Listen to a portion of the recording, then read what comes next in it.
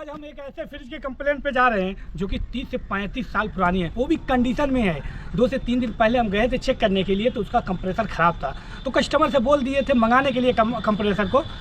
Customer ने compressor को मंगा लिए हैं। अब जा रहे हैं उसी में कंप्रेसर को चेंज करेंगे और उसमें गैस चार्ज करेंगे। यहाँ पे देखिए बड़ा वाला बैग ले लिए हैं और इसमें R134 नंबर हमारी गैस रहती है, उसको ले लिए। हमारे वहाँ पर देखिए हम वैक्यूम पंप ले लिए हैं और चलिए आज चलते हैं उस 30 से 35 साल ओल्ड फ्रिज में गैस चार्ज करते हैं। यहाँ पे देखिए कुनियावा हम आ चुके हैं। यही वो घर जिसमें हमें फ्रिज में सिंगल डोर की फ्रिज है, जिसमें हमें नया कंप्रेसर चेंज करना है। यही सामने वाली फ्रिज है। इसका जो कंप्रेसर है शॉर्ट हो चुका है, इसका कंप्रेसर निकाल के इसमें नया वाला कंप्रेसर हम चेंज करेंगे। कंप्रेसर यहाँ पर देखिए यही वो कंप्रेसर जिसको हम इस फ्रिज में इंस्टॉल करेंगे। यहाँ पर देखिए बिजली और बैठाने का सामान इसमें रहता है, बाकी यहाँ पे आपको कंप्रेसर मिल जाएगा।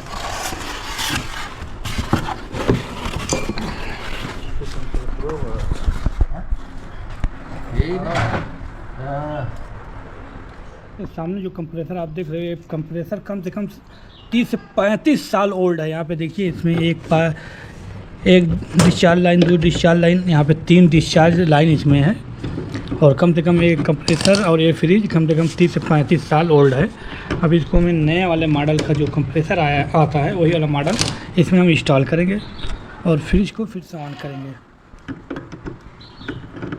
यहाँ पर देखिए पहले वाले जो कंप्रेसर में 2 से 3 जो डिस्चार्ज लाइन था, तो उसको हमने यहाँ पे देखिए कॉपर पाइप लगाकर इसको आपस में जोड़ दिया और एक ही डिस्चार्ज लाइन को यहाँ पर लगाकर पूरे कंडक्टर लाइन को हम कवर कर दिए, क्योंकि अभी हमें इसको भी बदलना पड़ जाता है, इसीलिए हम उसको जोड़ दिए हैं।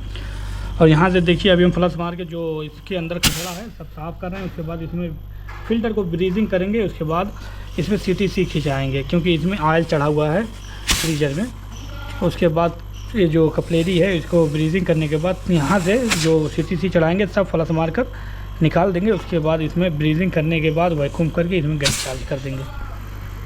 चलिए आज चलते हैं, आगे का काम स्टार्ट करते हैं। यहाँ पे देखिए हम इस फ्रिज में CTC कपलेरी द्वारा अंदर खिंचवा रहे हैं, ताकि जो इसमें ऑयल बहुत ज़्यादा चढ़ गया था और CTC जब अंदर जाएगी और ऑयल और CTC एक साथ बाहर निकलेगा और अच्छी तरीके से जो इसका फ्रीजर है जिसमें बर्फ़ जमता है वो उसमें से ऑयल साफ़ हो जाएगा, तो फिर चोकिंग का कोई मसला नहीं रहेगा। यहाँ पे देखिए नया वाला कंप्रेसर हम इस फ्रिज में बैठा दिए हैं और यहाँ पे देखिए हम बढ़िया से एकदम जो फ़िल्टर है इसको ब्रीजिंग कर चुके हैं। अब CTC खिंचाने के बाद आगे का यहाँ पर देखिए जहाँ जहाँ ब्रीजिंग हमें करना था हम बढ़िया तरीके से इसको ब्रीजिंग कर दिए हैं और इसमें एयर डाल के खोल करके और छाग लगा के सारे जोड़ पर हम चेक कर दिए हैं, इसमें कोई लीकेज नहीं है। तो उसके बाद यहाँ पे देखिए हम वैक्यूम पंप हमारा जो ये वाला है हम वैक्यूम पे लगा दिए। कम से कम 10 से 15 मिनट तक इस फ्रिज को हम वैक्यूम करेंगे, उसके बाद इसमें गैस चार्ज करेंगे। अब 10 से 15 मिनट बाद हम 10 से 15 मिनट तक वेट करेंगे, उसके बाद इसमें गैस चार्ज करेंगे।